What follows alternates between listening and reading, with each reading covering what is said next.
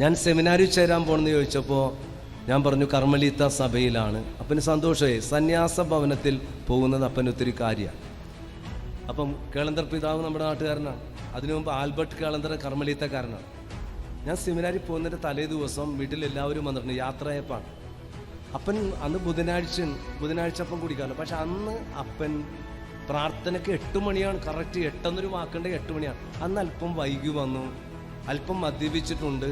അതുകൊണ്ട് പ്രാർത്ഥനാ മുറി കയറിയില്ല. അശുദ്ധിയല്ലേ. ഞങ്ങളുടെ വീട്ടിൽ സ്തുതി കൊടുക്കും. സ്തുതി കൊടുക്കുന്ന സമയത്ത് ഞാൻ അപ്പന് സ്തുതി കൊടുത്തിട്ട് അങ്ങോട്ട് കരഞ്ഞു. ചോദിച്ചെന്താ കരയണമെന്ന് ചോദിച്ചു. ഞാൻ പറഞ്ഞു, അപ്പച്ച നാളെ ഞാൻ സെമിനാരിൽ പോണേണ്. ഇന്ന് അപ്പൻ കുടിക്കാത്ത അപ്പനാണ്. അപ്പൻ കുടിച്ചിട്ടാണ് വന്നത്. അതുകൊണ്ട് എനിക്ക് സെമിനാരിൽ പോകുന്ന അപ്പൻ്റെ 3ാമത്തെ മകനായി എനിക്കൊരു റിക്വസ്റ്റേ ഉള്ളൂ. ഞാൻ നല്ലൊരു വൈദികനായി തീരണമെങ്കിൽ അപ്പൻ കുടി നിർത്തിയെന്ന് ഇന്ന് എനിക്ക് വാക്ക് തരണമെന്നോ. എല്ലാവരും സൈലൻ്റായി. കാരണം ഞങ്ങളുടെ വീട്ടിൽ 1 വേ ട്രാഫിക്കാണ്. അപ്പൻ ഇങ്ങോട്ട് പറയാം, അങ്ങോട്ട് പറയാൻ പാടില്ല. അങ്ങനെയുള്ളൊരു വീട്ടിലാണ് ഈ കാണുന്ന 16 വയസ്സുകാരൻ അപ്പനോട് പറഞ്ഞത്. എല്ലാവരും ഇങ്ങനെ ഇടിപെട്ടുകൊണ്ടതുപോലെ ഇരിക്കണേന്ന്. ആത്മാവ് എന്നെക്കൊണ്ട് പറയിപ്പിച്ചതാണ്. അപ്പൻ ഉള്ളിലേക്ക് വന്ന് ഈ കൈപിടിച്ച് നെഞ്ചത്തോട് ചേർത്ത് അമർത്തിയിട്ട് പറഞ്ഞു, തിരുഹൃദയം സാക്ഷി, നിനക്ക് വാക്ക് തരണേണ്. ഇവിടം കൊണ്ട് അവസാനിപ്പിച്ചു. എൻ്റെ അപ്പൻ തിരുസഭയുടെ കൽപ്പന കൃത്യമായിട്ട് പാലിക്കുന്നവനാണ്. ആണ്ടിലൊരിക്കലെങ്കിലും പെസഹ കാലത്തും കുമ്പസാരിക്കുക. അപ്പനാകെ ആണ്ട് കുമ്പസാരം നടത്തുന്നു. പക്ഷെ എൻ്റെ അപ്പൻ അന്ന് ഈ വാക്ക് ചങ്കിന് കൊണ്ടതുകൊണ്ടാവണം പിറ്റേ ദിവസം അംബ്രോസ് അറക്കൽ അച്ഛൻ്റെ അടുത്ത് വന്ന് കുമ്പസാരിച്ച് കുർബാന സ്വീകരിച്ചിട്ടാണ് സിമിത്തേരി മുക്കിലുള്ള ആശ്രമത്തിൽ എന്നെ 1974 ജൂലൈ 16-ാം തീയതി കർമ്മല മാതാവിൻ്റെ തിരുനാളിൽ കൊണ്ടുവന്നാക്കിയത്. പിന്നീട് ഉടുപ്പ് കിട്ടിക്കഴിഞ്ഞപ്പോൾ 79 ഉടുപ്പ് കിട്ടിയപ്പോൾ അപ്പം പറഞ്ഞു, മോൻ ഇത് കല്യാണ വസ്ത്രമാണ്, ഇതില്ലാതെ വീട്ടിൽ കയറാൻ പാടില്ല. ഞാനുള്ളപ്പോൾ മാത്രമല്ല, നിന്റെ അന്ത്യം വരെ എന്നെ ആരും വീട്ടിൽ മഫ്തി കണ്ടിട്ടില്ല. ഇത് അപ്പൻ്റെ ഉപദേശം. അപ്പൻ അതോടുകൂടി മദ്യപാനം നിർത്തി. 86 ബോൾഗാട്ടിയിൽ ധ്യാനിപ്പിക്കുമ്പോൾ ഇതുപോലെ എൻ്റെ അപ്പനെക്കുറിച്ചുള്ള സാക്ഷി ഞാൻ പറഞ്ഞു. മരണത്തെക്കുറിച്ചും പ്രസംഗിച്ചു. 7-ാം തീയതി മാർച്ച് 7-ന് വീട്ടിൽ നിന്ന് ഫോൺ വന്നിക്കണം. അന്ന് കണിയാമ്പുറത്തിൻ്റെ വീട്ടിൽ മാത്രമേ ഫോണുള്ളൂ. അവിടെ ഫോൺ വന്ന് വേഗം വീട്ടിൽ ചെല്ലാൻ പറഞ്ഞു. വീട്ടിൽ ചെല്ലുമ്പോൾ അപ്പൻ ഇങ്ങനെ മരണക്കിടക്കയിലാണ്. അപ്പൻ എന്നെ അപ്പച്ചാന്ന് വിളിച്ചപ്പോൾ, അച്ഛനാണല്ലേ, ഇന്ന് ധ്യാനം തീരുന്ന ദിവസമല്ലേ. കാരണം എൻ്റെ അപ്പൻ അച്ഛനായതിനു ശേഷം എവിടെയൊക്കെ ധ്യാനമുണ്ടോ 9 ജപമാല ചൊല്ലി മധ്യസ്ഥ പ്രാർത്ഥന നടത്തുമായിരുന്നു. Price the Lord. എൻ്റെ അപ്പൻ ഞാൻ അച്ഛനായതിനു ശേഷം എവിടെ ധ്യാനം ഉണ്ടെങ്കിലും അറിയിക്കണം. അപ്പൻ കണ്ണ് കാഴ്ച പോയി, ഡയബറ്റിക്കായി. അപ്പൻ 9 ജപമാല ചൊല്ലുമായിരുന്നു. അപ്പം അതുകൊണ്ട് അപ്പന് നല്ല ഓർമ്മയുണ്ട് ബോൾഗാട്ടിൽ മിഷൻ ധ്യാനം നടക്കണേന്ന്. അപ്പൻ ഞാൻ ചെന്നപ്പോൾ മരണക്കിടക്കയിലാണ് കേട്ടോ. ഓതോണ്ട് ഇന്ന് ധ്യാനം തീരുന്ന ദിവസമല്ലേ മോനെ, അത് തീർത്തിട്ട് വാ, അപ്പൻ മരിക്കില്ല. എനിക്ക് അപ്പനോടുള്ള കടപ്പാട്, സഭയോടുള്ള കടപ്പാട്. ഗാന ശുശ്രൂഷ നടത്തുന്നത് നെൽസൺ ജോബച്ചനാണ്, ഓർഗം വായിച്ച് പാടേണ്ടത്. ഞാൻ ചേട്ടനോട് പറഞ്ഞു, ചേട്ടാ പോയിട്ട് വരാം, പകരം ഒരാളെ വച്ചിട്ട് വരാം. ഞാൻ സെമിനാറിൽ എത്തിയപ്പോൾ വീട്ടിൽ നിന്ന് ഫോൺ വന്നു, അപ്പൻ യാത്രയായി. എന്നെ ശ്രവിച്ചുകൊണ്ടിരിക്കുന്ന പ്രിയപ്പെട്ടവരെ, ഞാൻ വേറെ ആരുടെയും പറഞ്ഞില്ല. ഞാൻ 10ാം ക്ലാസ് കഴിഞ്ഞ ഞാൻ അപ്പനോട് പറഞ്ഞൊരു വാക്ക്, അപ്പൻ മദ്യപാനം നിർത്തിയാലേ ഞാനൊരു അച്ഛനായു. എൻ്റെ അപ്പനൊരു മിലിറ്ററിക്കാരനായിരുന്നു. ഞങ്ങൾ കൃത്യം 5 മണിക്ക് അമ്പലത്തിൽ പാട്ട് വെക്കുമ്പോൾ വീട്ടിൽ എഴുന്നേൽക്കും. ഞാൻ കണി കാണുന്നത് പ്രാർത്ഥിക്കുന്ന അപ്പനെയാണ്. അമ്മ മുറ്റമട അടിച്ചതിന് ശേഷം ചെമ്പരത്തിപ്പൂ തിരുനടയിൽ വെച്ചിട്ടാണ് അമ്മ അരിയിടാൻ പോകുന്നത്. അരിയിടുമ്പോൾ 3 കുരിശ് വരക്കണ എൻ്റെ അമ്മേനെ എനിക്ക് ഓർമ്മയുണ്ട്. ഇവിടെ ഇരിക്കണ എത്ര പേര് അരിയിടുമ്പോൾ 3 കുരിശ് ഇടുന്നുണ്ട്? ഉണ്ടാ ചേച്ചി? ഉണ്ടെന്നുണ്ട്. Praise the Lord. അപ്പം അമ്മ അരിയിടാൻ നേരത്ത് 3 കുരിശ് വരക്കണതിൻ്റെയൊക്കെ അർത്ഥം ഞാൻ ചോദിച്ചപ്പോൾ പറഞ്ഞു, ദൈവത്തിന് നന്ദി പറഞ്ഞുകൊണ്ടൊരു കുരിശ്, ഇല്ലാത്തവർക്ക് വേണ്ടി ഒരു കുരിശ്, ഇത് കഴിക്കാൻ പോണ നിങ്ങൾക്ക് വേണ്ടി ഒരു കുരിശെന്ന് എൻ്റെ അമ്മ പറഞ്ഞത് ഓർക്കുകയാണ്. അപ്പം അടുക്കും ചിട്ടയാണ്. മിലിറ്ററിക്കാരൻ്റെ മകനായത് കാരണം അതുകൊണ്ടാണ് ഇങ്ങനെ കൃത്യമായിട്ട് പോണതേ. വിത്ത് ഗുണം, അതാണ് കാര്യം. വിത്ത് ഗുണം 10 ഗുണം മിലിറ്ററിക്കാരൻ തന്ന ട്രെയിനിങ്ങാ. അപ്പോൾ എന്നോട് കൃത്യമായിട്ട്, ഞാൻ പട്ടം കിട്ടി ചെന്നപ്പോൾ അപ്പൻ കൈക്കാരൻ കൂടിയായിരുന്നു. അപ്പോൾ അപ്പൻ എന്നോട് പറഞ്ഞു, മോനെ ഈശോ ലളിതമായിട്ടാണ് പറഞ്ഞത്, പറഞ്ഞു കൊളവാക്കരുത് കേട്ടാന്ന്. എനിക്ക് പട്ടം കിട്ടി 1986 ഡിസംബർ 18 എനിക്ക് പട്ടം കിട്ടിയത്. 86 ഡിസംബർ 18.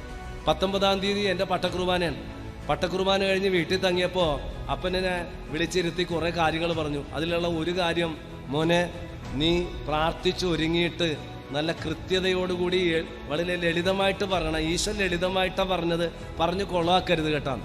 രണ്ടാമത്തെ കാര്യം പറഞ്ഞത്, പറയുമ്പോൾ നിനക്കും ബോധം ഉണ്ടാകണം, ആൾക്കാർക്ക് ബോധക്കേടുണ്ടാകരുത്. അതുകൊണ്ട് നെൽസൺ ജോബ് അച്ഛനും ആണാട്ടുപറമ്പ് വരുമ്പോഴും ഞാനിത് എഴുതി, നിങ്ങൾ നൊവേന കേന്ദ്രത്തിലും കണ്ടിട്ടുണ്ടാകും. നെൽസൺ ജോബ് അച്ഛൻ പേപ്പർ എടുത്തിട്ട് ഇങ്ങനെ ഇങ്ങോട്ട് വാച്ച് വെക്കും. എന്നിട്ട് പറയും, ഇത് കാരണേ ഇതെൻ്റെ അപ്പം തന്ന ട്രെയിനിങ്ങാ.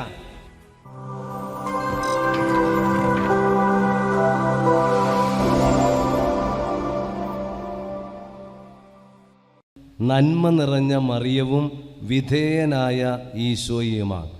നമുക്ക് നന്മ നിറഞ്ഞ മറിയത്തിലേക്ക് പോകാൻ വേണ്ടിയിട്ടാണ് ഞാൻ ഈ വായന വായിച്ചത്. എല്ലാ ഒളിമ്പിക്സ് കളിയിലെയും ഒരിനമാണ് മാരത്തോൺ ഓട്ടം. ഈ മാരത്തോൺ ഓട്ടത്തിൻ്റെ ചരിത്രം BC 490. അത് ഏതൻസിലാണ് അരങ്ങേറിയത്. പണ്ടൊരു രാജ്യം ആക്രമിക്കപ്പെട്ടാൽ അയൽ രാജ്യത്തിൻ്റെ സഹായം തേടും.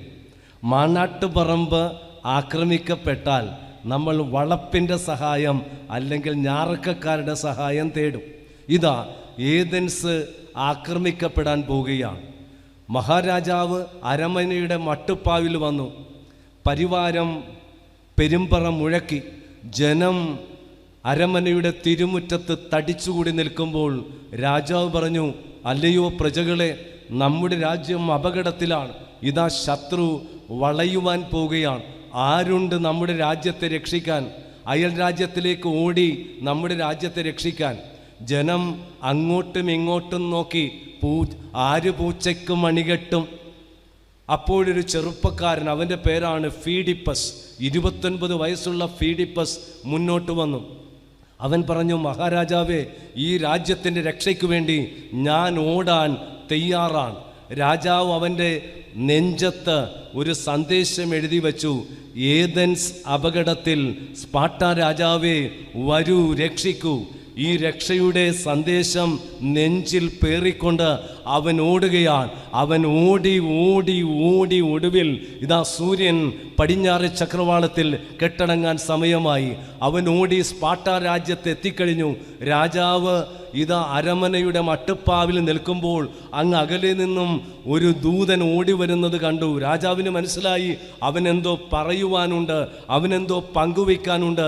രാജാവ് വന്നപ്പോൾ കണ്ട കാഴ്ച, വിദൂരത്ത് നിന്നും ഓടി വന്നവൻ പ്രാണനറ്റ് മലർന്ന് കിടക്കുകയാണ്.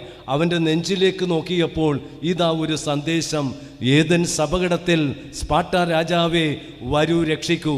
രാജാവ് ഉടനെ സൈന്യസന്നാഹത്തോടെ ഏതൻസിൽ വന്ന് ഏതൻസിനെ രക്ഷിച്ച ഓർമ്മ നിലനിർത്താൻ വേണ്ടിയാണ് അന്ന് തുടങ്ങി ഇന്നുവരെ ഒളിമ്പിക്സ് കളിയിൽ മാരത്തോൺ ഓട്ടം ഇന്ന് നടന്നു വരുന്നത്.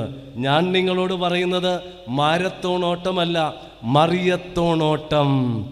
മാരത്തോൺ ഓട്ടമല്ല, മറിയത്തോൺ ഓട്ടമാണ്. നമുക്ക് മറിയത്തോൺ ഓട്ടം നമുക്കൊന്ന് ഓടണ്ടേ? ഓടാൻ ട്രാക്ക് ഞാൻ പരിചയപ്പെടുത്താം. കുടുംബത്തിൽ ഒരു മാരത്തോൺ ഓട്ടം, മറിയത്തോടൊപ്പമുള്ളൊരു ഓട്ടം അച്ഛൻ പറയാം, എന്നാലേ നേട്ടമുണ്ടാവുകയുള്ളൂ. നമുക്ക് ഓട്ടം ആരംഭിക്കാം. ഒന്നാമത്തെ ട്രാക്ക്, നമ്മൾ സ്വർഗം കൊളുത്തി വേണം ഓടാൻ. നമ്മളിന്ന് കൊളുത്തുന്നത് ആരെയാ? സ്വർഗത്തെ അല്ല. നമ്മൾ കൊളുത്തുന്നത് വാട്സപ്പ്, ഫേസ്ബുക്ക്, ഇൻ്റർനെറ്റ്, വ്യക്തികൾ, വസ്തുക്കളെ കൊളുത്തിക്കൊണ്ട് നമ്മൾ ഓടുകയാണ്. അവിടെയാണ് പരാജയം വരുന്നത്. അതുകൊണ്ട് മാതാവ് പറയും, ഭാര്യ ഭർത്താക്കന്മാരെ, മക്കളെ, നിങ്ങൾ കൊളുത്തേണ്ടത് സ്വർഗത്തെയാണ്. ഗേബ്രിയൽ എന്ന് പറയുന്നത് മണ്ണും വിണ്ണും കൊളുത്തുന്നൊരു കണ്ണിയാണ്. ആ കണ്ണി ഇല്ലാതെ വരുമ്പോഴാണ് നമ്മളൊക്കെ നിലയറ്റ് പോകുന്നത്. അതുകൊണ്ട് കൊളുത്താൻ 3 മാർഗങ്ങൾ. ഒന്ന്, പരിശുദ്ധ കുർബാന. സ്വർഗം കൊളുത്തുന്ന നിമിഷമാണ് പരിശുദ്ധ കുർബാന. 77 വരങ്ങൾ അണപൊട്ടി ഒഴുകുന്ന കൂദാശകളുടെ കൂദാശ, ആരാധനകളുടെ ആരാധന, ജീവൻ്റെ അപ്പമായ പരിശുദ്ധ കുർബാന കൊളുത്തി വേണം നമ്മൾ യാത്ര ആരംഭിക്കുവാൻ. പരിശുദ്ധ കുർബാന ഒപ്പമാവാൻ അപ്പമായതാണ് പരിശുദ്ധ കുർബാന. എടുത്തു മുറിച്ചു വാഴ്ത്തി നൽകിയതാണ് പരിശുദ്ധ കുർബാന. അപ്പോൾ പരിശുദ്ധ കുർബാന നമ്മൾ സ്വീകരിച്ച ദിവ്യകാരുണ്യം നമ്മുടെ ജീവിതത്തിൽ ജീവകാരുണ്യമാകണം. ദിവ്യകാരുണ്യം ജീവകാരുണ്യമാകണമെങ്കിൽ പരിശുദ്ധ കുർബാനയെ കൊളുത്തണം. ഓരോ കുർബാനയും സ്വീകരിച്ച് അമ്മമാർ അടുക്കളയിൽ ചെല്ലുമ്പോൾ അടുക്കള ബലിക്കല്ലായിട്ട് മാറുകയാണ്. തുടരുന്ന ബലിയാണ് പരിശുദ്ധ കുർബാന. അമ്മച്ചിമാർ ഈ കുർബാന സ്വീകരിച്ച് അടുക്കളയിൽ ചെല്ലുമ്പോൾ അടുക്കളയിൽ ഭക്ഷണം പാകം ചെയ്യുമ്പോൾ ഭർത്താവിന് വേണ്ടി, മക്കൾക്ക് വേണ്ടി ബലി തുടരുകയാണ്. അപ്പച്ചന്മാരായ നിങ്ങൾ ജോലി സ്ഥലത്ത് പോയി വിയർപ്പൊഴുക്കി ഭാര്യയ്ക്കും മക്കൾക്കും വേണ്ടി അധ്വാനിക്കുമ്പോൾ ആ പണിപ്പുര അത് ബലിപ്പുരയായിട്ട് മാറുകയാണ്. ഇവിടെ ഇരിക്കുന്ന യുവതി യുവാക്കൾ ഓൺലൈനാവാം, അല്ലെങ്കിൽ സ്കൂളിലാകാം, കലാലയത്തിലാകാം, അവിടെ പോയിട്ട് നന്നായി പഠിച്ച് അപ്പൻ്റെ അമ്മയുടെ വിയർപ്പ് തുള്ളിയാണ് അവരുടെ അധ്വാനത്തിന് നിങ്ങൾ A+ വാങ്ങിച്ചു കഴിയുമ്പോൾ ബലി തുടരുകയാണ്. വൈദികരും സന്യസ്തരുമായ ഞങ്ങൾ ദൈവജനത്തിന് വേണ്ടി ഞങ്ങളുടെ ജീവിതം ഹോമിക്കുമ്പോൾ, നൽകുമ്പോൾ ബലി തുടരുകയാണ്. അപ്പോൾ ഒന്നാമത് കൊളുത്തേണ്ടത് ബലിയിൽ നമ്മൾ ആരംഭിക്കണം. 2 ജപമാലയാണ്. രണ്ടാമത് സ്വർഗം കൊളുത്താൻ കുടുംബത്തിലെ കുർബാനയാണ് സന്ധ്യാപ്രാർത്ഥന. ബെനഡിക്റ്റ് 16 പാപ്പ പറഞ്ഞ വാക്കാണ്, കുടുംബത്തിലെ കുർബാനയാണ് ജപമാല. എൻ്റെ പൊന്നു മാനാട്ടുപറമ്പുകാരെ, നെൽസൺ ജോബച്ചൻ പ്രസംഗത്തിൽ പറഞ്ഞു കുടുംബത്തിലെ കുർബാനയാണ്. ഇനി പള്ളി പോകണ്ടല്ലോ എന്ന് ചിന്തിക്കരുത്. അച്ഛൻ പറഞ്ഞത് കുടുംബത്തിലെ കുർബാനയാണെന്ന് വെച്ചാൽ ഇനി പള്ളി പോവണ്ട എന്നതല്ല, മറിച്ച് കുർബാന പോലെ തന്നെ പ്രാധാന്യമുള്ളതാണ് ജപമാല. ജപമാല ജപിക്കുമ്പോൾ സ്വർഗം ജ്വലിക്കും. പിശാചിനെതിരായുള്ള ബുള്ളറ്റാണ് ജപമാല. ജപമാല മാതാവിൻ്റെ സംരക്ഷണമാണ്, സൗഖ്യമാണ്, സമൃദ്ധിയാണ്. 3 ദൈവവചനം. ദൈവവചനം. ഇപ്പോൾ സ്വർഗം കൊളുത്താൻ കുർബാന, ജപമാല, വചനം, അതാണ് വേദോപദേശം. നമ്മുടെ മക്കളെ വേദോപദേശത്തിൽ വിടണം. നമ്മുടെ വീട്ടിൽ വചനം വായിക്കണം. എന്തുകൊണ്ട്? ഈ ബൈബിൾ കൺവെൻഷനോടെ നമുക്ക് പുതിയ നിയമം വായിക്കാം. ഇതൊരു ടാർഗറ്റ് ആവട്ടെ. അടുത്ത ജനുവരിയിൽ, അടുത്ത ബൈബിൾ കൺവെൻഷന് മുൻപ് പുതിയ നിയമമെങ്കിലും നമുക്ക് വായിക്കാം. എല്ലാ ദിവസവും മത്തായി നമുക്ക് തുടങ്ങാം. മാർക്ക്, ലൂക്ക്, യോഹന്നാൻ, അപ്പസ്തോല പ്രവർത്തനങ്ങളും ലേഖനങ്ങളും വെളിപാട് വരെ നമുക്ക് വായിക്കാം എന്നുള്ള ഒരു പ്രതിജ്ഞ എടുക്കാം. കരങ്ങൾ ഉയരട്ടെ, പ്രതിജ്ഞ ചെയ്യാം. എൻ്റെ ഈശോയെ, എൻ്റെ ഈശോയെ, ഈ ബൈബിൾ കൺവെൻഷനിൽ സ്വർഗം കൊളുത്താൻ വിശുദ്ധ കുർബാനയിലും ജപമാലയിലും വചനത്തിലും ഞങ്ങൾ ഈ വർഷം മുന്നേറുമെന്ന് പ്രതിജ്ഞ ചെയ്യുന്നു. ഹല്ലേലൂയ.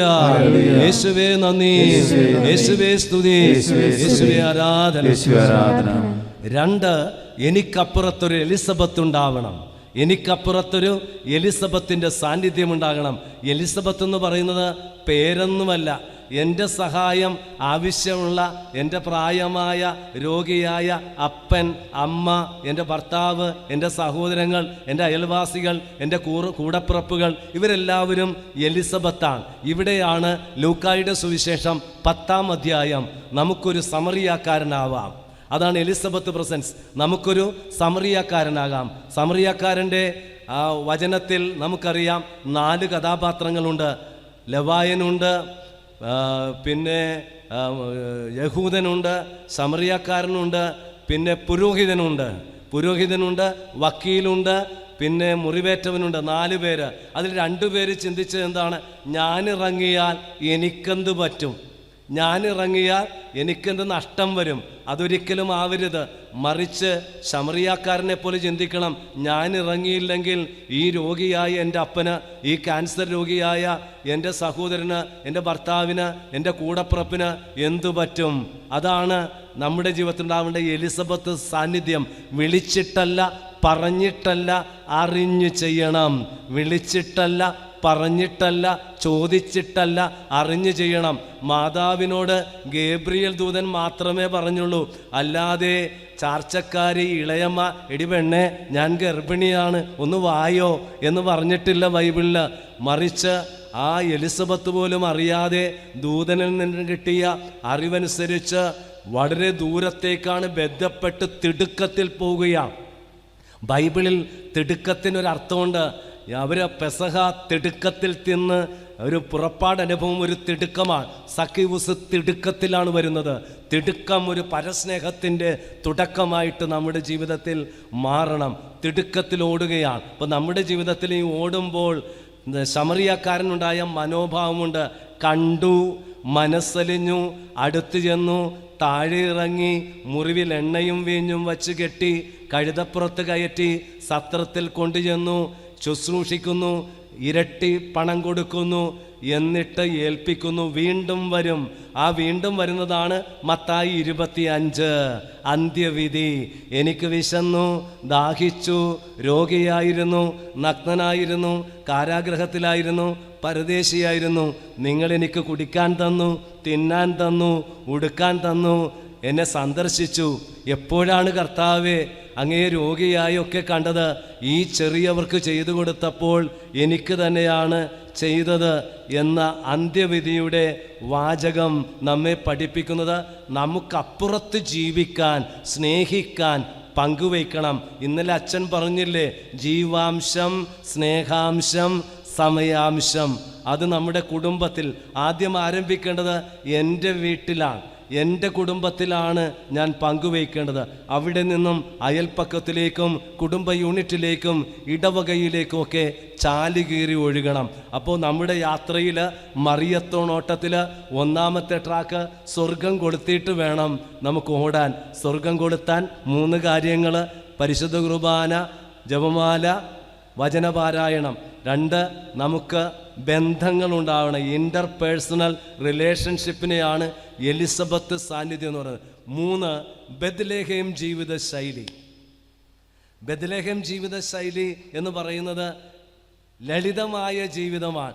അടിച്ചു പൊളിച്ച് ജീവിക്കലല്ല, ഉള്ളതുകൊണ്ട് തൃപ്തിപ്പെടണം. സമ്മർദ്ദമില്ലാത്ത സാന്നിധ്യമാണ്. ഞാൻ ചിന്തിച്ചു പോയി, അന്ന് സത്രത്തിൽ മുട്ടിയപ്പോൾ സ്ഥലം കിട്ടിയില്ല. ഒരു മന്ത്രിയുടെ ഭാര്യയായിരുന്നെങ്കിൽ എന്തു ചെയ്യും? എല്ലാത്തിനും ഒഴിപ്പിച്ചിട്ട് കയറി പ്രസംഗിക്കും, അല്ലേ? കയറി പ്രസവിക്കും. ഒരു മന്ത്രിയുടെ ഭാര്യയാണ് ഗർഭിണിയായിട്ട് അന്ന് വന്ന് സത്രത്തിൽ മുട്ടിയിരുന്നെങ്കിലോ, അല്ലേ? സ്ഥലമില്ലെന്ന് പറഞ്ഞാൽ പോടാന്ന് പറഞ്ഞ് 100ലേക്ക് വിളിച്ച് ഒഴിപ്പിച്ച് പ്രസവിച്ച് കളയും. ഇത് മന്ത്രിയല്ല, ഒടേതമ്പുരാൻ്റെ പുത്രനാണ്. സത്രത്തിൽ സ്ഥലമില്ല, വേണ്ട, കാലിത്തൊഴുത്ത് മതി എനിക്ക്. കാലിത്തൊഴുത്തിൽ പിറന്ന ആ കർത്താവ് നമ്മെ പഠിപ്പിക്കുന്ന വലിയൊരു പാഠമുണ്ട്. എന്താണ്? ഉള്ളതുകൊണ്ട് സത്യം. ബെത്ലഹേം ജീവിതശൈലി നമ്മുടെ കുടുംബത്തിനുണ്ട്. ഇവിടെ ഇരിക്കണ നിങ്ങളൊന്ന് ആലോചിച്ച് നോക്ക്. ഇന്ന് നിങ്ങളുടെ കടബാധ്യതയ്ക്ക് കാരണം എന്താ? പല കാര്യങ്ങളിലും ഒന്നാണ്, നമ്മൾ വരവിനനുസരിച്ച് ചിലവ് ചെയ്തില്ല. അനാവശ്യ ചിലവ്, ആർഭാടമാണ് ചിലരെയൊക്കെ തകർത്ത് കളഞ്ഞത്, അവരുടെ കഷ്ടകാലത്തിന് കാരണം. ഇവിടെയാണ് ബഡ്ജറ്റിംഗ്. ബെത്ലഹേം ജീവിതശൈലിയിൽ ഞാൻ പറയും, നമുക്ക് ഈ പുതുവത്സരത്തിൽ ഒരു ബഡ്ജറ്റിംഗ് ആരംഭിക്കാം. പറഞ്ഞതുകൊണ്ട് എനിക്ക് എളുപ്പമായി. നമ്മുടെ വീട്ടിലൊരു നോട്ട് പുസ്തകം ഉണ്ടാവണം.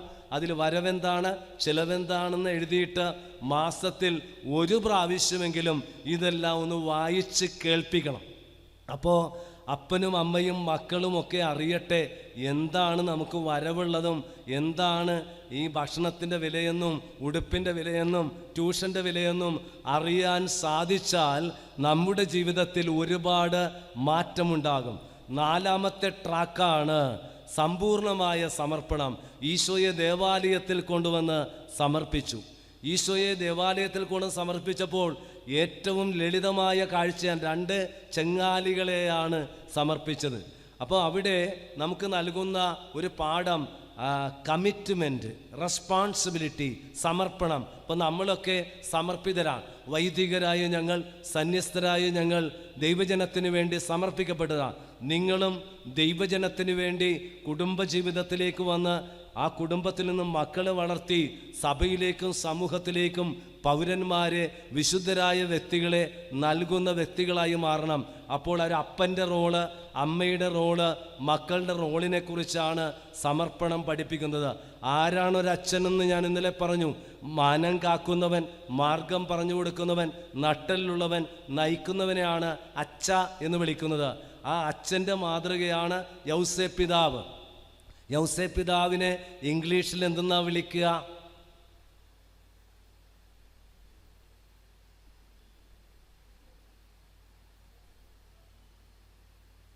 ലോറൻസ് എന്നാണ്. എന്തെന്നാണ്? ജോസഫ്. ജോസഫിൻ്റെ സ്പെല്ലിങ് ജീവിച്ചാൽ മതി. JOSEPH. ജെ എന്ന് വെച്ചാൽ എന്താണ്? Just, justice. എൻ്റെ കുടുംബത്തിൽ ഓരോരുത്തർക്കും അർഹിക്കുന്ന കൊടുക്കുക. അടുത്തെന്താണ്? ഒബ്ജക്റ്റീവ്. അപ്പോൾ എൻ്റെ ഭാര്യയെയും ഭർത്താവിനെയും അപ്പനെയും അമ്മനെയും മക്കളെയും സഹോദരങ്ങളെയും വസ്തുനിഷ്ഠമായിട്ട് കാണണം, ഒബ്ജക്റ്റീവ്. പിന്നെന്താണ്? ഓർഡർലി, അടുക്കും ചിട്ട ഉണ്ടാകണം. എൻ്റെ അപ്പനൊരു മിലിറ്ററിക്കാരനായിരുന്നു. ഞങ്ങൾ കൃത്യം 5 മണിക്ക് അമ്പലത്തിൽ പാട്ട് വെക്കുമ്പോൾ വീട്ടിൽ എഴുന്നേൽക്കും. ഞാൻ കണി കാണുന്നത് പ്രാർത്ഥിക്കുന്ന അപ്പനെയാണ്. അമ്മ മുറ്റമട അടിച്ചതിന് ശേഷം ചെമ്പരത്തിപ്പൂ തിരുനടയിൽ വെച്ചിട്ടാണ് അമ്മ അരിയിടാൻ പോകുന്നത്. അരിയിടുമ്പോൾ 3 കുരിശ് വരക്കണ എൻ്റെ അമ്മേനെ എനിക്ക് ഓർമ്മയുണ്ട്. ഇവിടെ ഇരിക്കണ എത്ര പേര് അരിയിടുമ്പോൾ 3 കുരിശ് ഇടുന്നുണ്ട്? ഉണ്ടാ ചേച്ചി? ഉണ്ടെന്നുണ്ട്. Praise the Lord. അപ്പം അമ്മ അരിയിടാൻ നേരത്ത് 3 കുരിശ് വരക്കണതിൻ്റെയൊക്കെ അർത്ഥം ഞാൻ ചോദിച്ചപ്പോൾ പറഞ്ഞു, ദൈവത്തിന് നന്ദി പറഞ്ഞുകൊണ്ടൊരു കുരിശ്, ഇല്ലാത്തവർക്ക് വേണ്ടി ഒരു കുരിശ്, ഇത് കഴിക്കാൻ പോണ നിങ്ങൾക്ക് വേണ്ടി ഒരു കുരിശെന്ന് എൻ്റെ അമ്മ പറഞ്ഞത് ഓർക്കുകയാണ്. അപ്പോൾ അടുക്കും ചിട്ടയാണ്. മിലിറ്ററിക്കാരൻ്റെ മകനായത് കാരണം അതുകൊണ്ടാണ് ഇങ്ങനെ കൃത്യമായിട്ട് പോണതേ. വിത്ത് ഗുണം, അതാണ് കാര്യം. വിത്ത് ഗുണം 10 ഗുണം. മിലിറ്ററിക്കാരൻ തന്ന ട്രെയിനിങ്ങാ. അപ്പോൾ എന്നോട് കൃത്യമായിട്ട് ഞാൻ പട്ടം കിട്ടി ചെന്നപ്പോൾ അപ്പൻ കൈക്കാരൻ കൂടിയായിരുന്നു. അപ്പോൾ അപ്പൻ എന്നോട് പറഞ്ഞു, മോനെ ഈശോ ലളിതമായിട്ടാണ് പറഞ്ഞത്, പറഞ്ഞു കൊളവാക്കരുത് കേട്ടാന്ന്. എനിക്ക് പട്ടം കിട്ടി 1986 ഡിസംബർ 18 എനിക്ക് പട്ടം കിട്ടിയത്. 86 ഡിസംബർ 18. 19-ാം തീയതി എൻ്റെ പട്ടക്കുർബാനയാണ്. പട്ടക്കുർബാന കഴിഞ്ഞ് വീട്ടിൽ തങ്ങിയപ്പോൾ അപ്പനെ വിളിച്ചിരുത്തി കുറേ കാര്യങ്ങൾ പറഞ്ഞു. അതിലുള്ള ഒരു കാര്യം, മോനെ നീ പ്രാർത്ഥിച്ച് ഒരുങ്ങിയിട്ട് നല്ല കൃത്യതയോടുകൂടി വളരെ ലളിതമായിട്ട് പറയണം. ഈശോ ലളിതമായിട്ടാണ് പറഞ്ഞത്, പറഞ്ഞു കൊളവാക്കരുത് കേട്ടാന്ന്. രണ്ടാമത്തെ കാര്യം പറഞ്ഞത്, പറയുമ്പോൾ നിനക്കും ബോധം ഉണ്ടാകണം, ആൾക്കാർക്ക് ബോധക്കേടുണ്ടാകരുത്. അതുകൊണ്ട് നെൽസൺ ജോബ് അച്ഛനും ആനാട്ടുപറമ്പ് വരുമ്പോഴും ഞാനിത് എഴുതി, നിങ്ങൾ നൊവേന കേന്ദ്രത്തിലും കണ്ടിട്ടുണ്ടാകും. നെൽസൺ ജോബ് അച്ഛൻ പേപ്പർ എടുത്തിട്ട് ഇങ്ങനെ ഇങ്ങോട്ട് വാച്ച് വെക്കും. എന്നിട്ട് പറയും, ഇത് കാരണേ ഇതെൻ്റെ അപ്പൻ തന്ന ട്രെയിനിങ്ങാ. മനസ്സിലായില്ലേ? അപ്പം ഞാൻ പറഞ്ഞു വച്ചത് ആ ഓർഡർലി, മിലിറ്ററിക്കാരൻ്റെ ഓർഡർ, പള്ളിയിൽ പോകാൻ, കളിക്കാൻ, ജോലി ചെയ്യാൻ, എല്ലാത്തിനും ഓർഡറുണ്ടായി. അത് വല്ലാതെ സ്വാധീനിച്ചിട്ടുണ്ട്. അപ്പം ഒബ്ജക്റ്റീവ്, ഓർഡർലി, ഒബീഡിയൻറ്റ്, അനുസരണം. ഞാൻ ഇപ്പോഴും അത് ചെയ്യും. നമ്മൾ വീട്ടിൽ നിന്ന് എറണാകുളത്ത് പോയാൽ എറണാകുളത്ത് നിന്ന് മടങ്ങി വരാം. കൊച്ചി പോകാൻ പാടില്ല. അപ്പം പറഞ്ഞിട്ടുണ്ട്, എറണാകുളത്ത് പോയാൽ നീ വീട്ടിൽ വരണം. ഞാൻ ഇന്ന് മാനാട്ട് പറയുമ്പോൾ വന്നിട്ട് ആദ്യത്തെ ഫോൺ ഞാൻ ആശ്രമത്തിലേക്ക് വിളിക്കും, ഞാനിവിടെ എത്തിയെന്ന് പറയും. എൻ്റെ അനുജൻ്റെ മകൻ ഇവിടെ കൊണ്ടുവന്നാക്കിയിട്ട് വീട്ടിൽ ചെന്നിട്ട് അവൻ എന്നെ വിളിക്കണേ, അങ്കിളെ ഞാനിവിടെ എത്തിയെന്ന്. ഇതെവിടെ നിന്ന് കിട്ടി? വീട്ടിൽ നിന്ന് കിട്ടിയതാണ്. അതാണ് അടുക്കും ചിട്ടയും വേണമെന്ന് പറയണത്. മനസ്സിലായില്ലേ? അത് ചെറുപ്പത്തിലെ അമ്മിഞ്ഞപ്പാലിലൂടെ കൊടുക്കണം. പിന്നെ ഒബീഡിയൻസ്, അനുസരണം നമ്മൾ പഠിപ്പിക്കണം. ചൊൽവിളി ഉണ്ടായാലേ അല്ലേ വരുവുള്ളൂ. അല്ലെങ്കിൽ ചൊൽവിളി ഇല്ലെങ്കിൽ ചൊല്ലുമ്പോൾ വരണം. ചൊൽവിളി ഇല്ലെങ്കിൽ എന്താവും? വെല്ലുവിളിയാകും. പിന്നെന്താവും? നിലവിളിയാകും. പിന്നെന്താവും? മുറവിളിയാകും. പിന്നെന്താവും? കൊലവിളിയാകും. അതുകൊണ്ട് ചൊൽവിളിയുള്ള മക്കളുണ്ടാകണം. ചൊല്ലുവിളി എന്ന് നമ്മൾ നാടൻ മലയാളത്തിൽ പറയും. ചൊൽവിളി, വിളിച്ചാൽ വരുന്ന അവസ്ഥയിലേക്ക് വരണം. അതാണ് അടുത്തെന്താണ്? യെസ് എന്ന് വെച്ചാൽ സോഷ്യബിൾ ആൻഡ് സർവീസബിൾ പേഴ്സൺ. അതായത് യൗസേപ്പ് പിതാവ് നല്ല സോഷ്യബിളായിരുന്നു, മനുഷ്യബന്ധമുള്ള വ്യക്തിയായിരുന്നു. നിഴൽ പോലെയെന്ന് പാപ്പ പറഞ്ഞു. അവിടെ ഊട്ടുപിതാവും ഉടുപ്പിച്ച പിതാവും. അതുകൊണ്ടാണ് മാർച്ച് 19-ാം തീയതി കണ്ണമാലി പള്ളിയിൽ എന്താണ്? ഊട്ടുതിരുന്നാൾ. ഇപ്പോൾ എല്ലാ പള്ളിയിലും മാർച്ച് 19-ന് ഊട്ടുതിരുന്നാളുണ്ട്. അപ്പോൾ യൗസേപ്പ് പിതാവ് ആരായിരുന്നു? ഊട്ടുപിതാവ്. നമ്മുടെ അപ്പച്ചന്മാരാരാകണം? ഊട്ടുപിതാവ്. പക്ഷെ ഇവിടെ ഇരിക്കണ എല്ലാം ഊട്ടുപിതാവാണ്. കുറേ ആൾക്കാർ വീട്ടിലിരിപ്പുണ്ട്. ആരാണ്? ഊട്ടുപിതാവ്. മുട്ടിപ്പിക്കണ പിതാക്കൾ. Praise the Lord. ഹല്ലേലൂയ. യേശുവേ നന്ദി, യേശുവേ സ്തുതി, യേശുവേ ആരാധന. ഞാൻ എൻ്റെ അപ്പൻ്റെ സാക്ഷ്യം പറയാം, വേറെ ആരെക്കുറിച്ചും പറയില്ല. എൻ്റെ അപ്പം മിലിറ്ററിയിൽ നിന്ന് പോന്നിട്ട് തടിക്കച്ചവടമായിരുന്നു. ശനിയാഴ്ച നല്ല കള്ള് കുടിക്കും. ഇപ്പോഴത്തെ മറ്റേ പൊട്ടക്കള്ളല്ല, നല്ല പനങ്ങാട് നല്ല കള്ള് കിട്ടും. അപ്പോൾ ബിസിനസ്സിൻ്റെ ഭാഗമായിട്ട് അപ്പനും കൂട്ടുകാരും കൂടി കുടിക്കും. അല്ലാത്തപ്പോൾ ഞങ്ങളുടെ കൂടെ ഉണ്ണാനും ഉറങ്ങാനും പ്രാർത്ഥിക്കാനും ഉണ്ടാവും. ശനിയാഴ്ച മാത്രം ആൾ ഉണ്ടാവില്ല. അന്ന് ഞങ്ങൾക്ക് ദുഃഖ വെള്ളിയാഴ്ച. കാരണം അപ്പനൊരു പതിവുള്ളത് അത്താഴ സമയത്ത് 5 ഉരുള ചോറുണ്ടാക്കി വെച്ചിട്ട് ഓരോ ഉരുള ചോറ് അപ്പൻ്റെ വാത്സല്യം ആണ് തരുമായിരുന്നു. ഞാൻ സെമിനാരിൽ പോരുന്നവരെ അത് ഞാൻ മേടിച്ച് കഴിച്ചിട്ടുണ്ട്. അപ്പോൾ സെമിനാരിൽ പോരുന്നത് 1974 ജൂലൈ 15-ാം തീയതിയാണ്. ഞങ്ങൾ 5 മക്കളിൽ എന്നോടൊരു പ്രത്യേക സ്നേഹം ഉണ്ടായിരുന്നു. ഈ യാക്കോബിന് ജോസഫിനോടും ഉണ്ടായതുപോലെ വർണ്ണക്കുപ്പായൊന്നും എനിക്ക് തന്നിട്ടൊന്നുമില്ല. അപ്പോൾ അപ്പച്ചൻ സാറ്റർഡേ കുടിക്കണ അപ്പച്ചനാണ്. അംബ്രൂസ് സർക്കലച്ചൻ, നമ്മുടെ വാടകക്കാരൻ, അദ്ദേഹമാണ് ഞങ്ങളുടെ ഇടവക വികാരി. ഞാൻ സെമിനാരിൽ ചേരാൻ പോകണമെന്ന് ചോദിച്ചപ്പോൾ ഞാൻ പറഞ്ഞു കർമ്മലീത്ത സഭയിലാണ്. അപ്പന് സന്തോഷമായി. സന്യാസ ഭവനത്തിൽ പോകുന്നത് അപ്പന് ഒത്തിരി കാര്യമാണ്. അപ്പം കേളന്തർ പിതാവ് നമ്മുടെ നാട്ടുകാരനാണ്. അതിനു മുമ്പ് ആൽബർട്ട് കേളന്തർ കർമ്മലീത്തക്കാരനാണ്. ഞാൻ സെമിനാരിൽ പോകുന്നതിൻ്റെ തലേ ദിവസം വീട്ടിലെല്ലാവരും വന്നിട്ടുണ്ട്, യാത്രയപ്പാണ്. അപ്പൻ അന്ന് ബുധനാഴ്ച അപ്പം കുടിക്കാമല്ലോ. പക്ഷെ അന്ന് അപ്പൻ പ്രാർത്ഥനയ്ക്ക് 8 മണിയാണ് കറക്റ്റ്. 8 എന്നൊരു വാക്കുണ്ട്, 8 മണിയാണ്. അന്ന് അല്പം വൈകി വന്നു, അല്പം മദ്യപിച്ചിട്ടുണ്ട്. അതുകൊണ്ട് പ്രാർത്ഥനാ മുറി കയറിയില്ല. അശുദ്ധിയല്ലേ. ഞങ്ങളുടെ വീട്ടിൽ സ്തുതി കൊടുക്കും. സ്തുതി കൊടുക്കുന്ന സമയത്ത് ഞാൻ അപ്പന് സ്തുതി കൊടുത്തിട്ട് അങ്ങോട്ട് കരഞ്ഞു. ചോദിച്ചു എന്താ കരയണമെന്ന് ചോദിച്ചു. ഞാൻ പറഞ്ഞു അപ്പച്ച നാളെ ഞാൻ സെമിനാരിൽ പോണേണ്. ഇന്ന് അപ്പൻ കുടിക്കാത്ത അപ്പനാണ്. അപ്പൻ കുടിച്ചിട്ടാണ് വന്നത്. അതുകൊണ്ട് എനിക്ക് സെമിനാരിൽ പോകുന്ന അപ്പൻ്റെ 3ാമത്തെ മകനായ എനിക്കൊരു റിക്വസ്റ്റേ ഉള്ളൂ. ഞാൻ നല്ലൊരു വൈദികനായി തീരണമെങ്കിൽ അപ്പൻ കൂടി നിർത്തിയെന്ന് ഇന്ന് എനിക്ക് വാക്ക് തരണമെന്ന് പറഞ്ഞു. എല്ലാവരും സൈലൻ്റായി. കാരണം ഞങ്ങളുടെ വീട്ടിൽ 1 വേ ട്രാഫിക്കാണ്. അപ്പൻ ഇങ്ങോട്ട് പറയാം, അങ്ങോട്ട് പറയാൻ പാടില്ല. അങ്ങനെയുള്ളൊരു വീട്ടിലാണ് ഈ കാണുന്ന 16 വയസ്സുകാരൻ അപ്പനോട് പറഞ്ഞത്. എല്ലാവരും ഇങ്ങനെ ഇടിപെട്ട് കൊണ്ടതുപോലെ ഇരിക്കണേണ്. ആത്മാവ് എന്നെക്കൊണ്ട് പറയിപ്പിച്ചതാണ്. അപ്പൻ ഉള്ളിലേക്ക് വന്ന് ഈ കൈപിടിച്ച് നെഞ്ചത്തോട് ചേർത്ത് അമർത്തിയിട്ട് പറഞ്ഞു, തിരുഹൃദയം സാക്ഷി, നിനക്ക് വാക്ക് തരണേണ്. ഇവിടം കൊണ്ട് അവസാനിപ്പിച്ചു. എൻ്റെ അപ്പൻ തിരുസഭയുടെ കൽപ്പന കൃത്യമായിട്ട് പാലിക്കുന്നവനാണ്. ആണ്ടിലൊരിക്കലെങ്കിലും പെസഹ കാലത്തും കുമ്പസാരിക്കുക. അപ്പനാകെ ആണ്ടുകുമ്പസാരം നടത്തുള്ളൂ. പക്ഷെ എൻ്റെ അപ്പൻ അന്ന് ഈ വാക്ക് ചങ്കിന് കൊണ്ടതുകൊണ്ടാവണം പിറ്റേ ദിവസം അംബ്രോസ് സർക്കലച്ചൻ്റെ അടുത്ത് വന്ന് കുമ്പസാരിച്ച് കുർബാന സ്വീകരിച്ചിട്ടാണ് സിമിത്തേരി മുക്കിലുള്ള ആശ്രമത്തിൽ എന്നെ 1974 ജൂലൈ 16-ാം തീയതി കർമ്മല മാതാവിൻ്റെ തിരുനാളിൽ കൊണ്ടുവന്നാക്കിയത്.